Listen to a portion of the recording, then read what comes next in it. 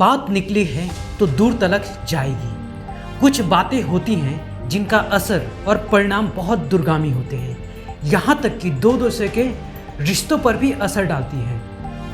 कुछ ऐसा ही हुआ है बीबीसी की documentary India the Modi question को लेकर। इसमें पीएम मोदी को सीधे सीधे गुजरात दंगों के लिए जिम्मेदार ठहरा दिया गया है।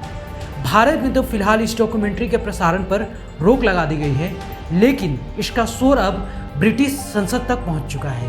पाकिस्तानी मूल के सांसद इमरान हुसैन ने ब्रिटिश संसद में इस मुद्दे को उठाया। Mr. Speaker, last night the BBC revealed the Foreign Office knew the extent of Narendra Modi's involvement in the Gujarat massacre that paved the way for the persecution of Muslims and other minorities we see in India today, with senior diplomats reporting that the massacre could not have taken place without a climate of impunity created by Modi, and that he was, in the FCO's own words, directly responsible for this violence.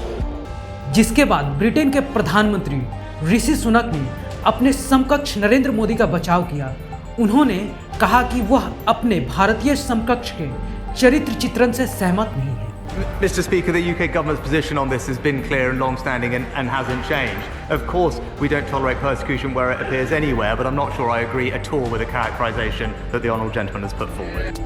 Britain की संसद में BBC की निष्पक्षता और उसके anti India narrative पर खरी खोटी सुनाई गई तो ब्रिटेन के प्रधानमंत्री ऋषि सुनक ने भी बीबीसी को आड़े हाथ लेते हुए कहा, पीएम मोदी एक सम्मानित हस्ती हैं और इस डॉक्यूमेंट्री में उनका जिस तरह से चरित्र हनन किया गया है वो उससे सहमत नहीं है और इसलिए उसे वो खारिज करते हैं। बीबीसी हमेशा से अपने भारत विरोधी रवैये के लिए जाना जाता रहा है, लेकिन इस बार बीबीसी को करारा जवाब भारत से नहीं बल्कि ब्रिटेन से ही मिला है। जब ऋषि सुनक ब्रिटेन का प्रधानमंत्री बने थे उस वक्त बहुत से प्रश्न उठे थे, लेकिन इस जवाब ने सुनक के विरोधियों के साथ साथ एंटी इंडिया नैरेटिव गढ़ने वालों को भी सन्न कर दिया है। सुनक की इस भूमिका ने कम से कम भारतवंशियों को इस बात की राहत दी है कि ब्रिटेन का शासक बना भारतीय मूल का व्यक्ति आखिरकार कहीं ना कहीं भारतीय हितों के लिए सीना ताने खड़ा है। सुनक की भूमिका से बीबीसी के चेहरे पर कितनी शिकन आई है यह तो पता नहीं, लेकिन भारत को राहत जरूर मिली है।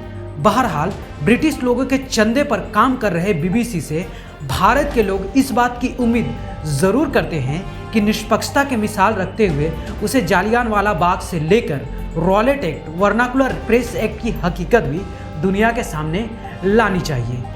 ब्यूरो रिपोर्ट, सूत्रकार समाचार।